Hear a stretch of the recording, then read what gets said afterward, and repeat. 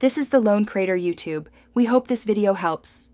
You start by securing power and gathering tools so you can work safely and efficiently. First, disconnect the negative battery terminal to prevent shorts. This protects electronics.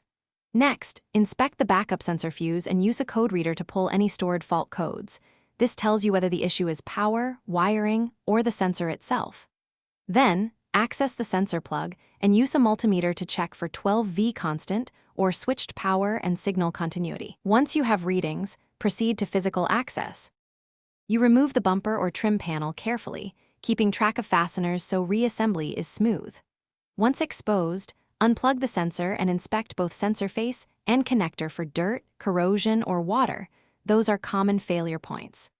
Clean the connector with contact cleaner and a soft brush. Measure sensor resistance or output signal while triggering reverse input to confirm behavior. If values are out of spec, swap in a known good sensor to isolate the fault. If swap fixes it, the sensor is bad. If not, keep checking wiring back to the module. You reapply dielectric grease to the connector to prevent future corrosion, then reinstall the sensor, panels, and fasteners to factory torque points so alignment and water sealing are correct.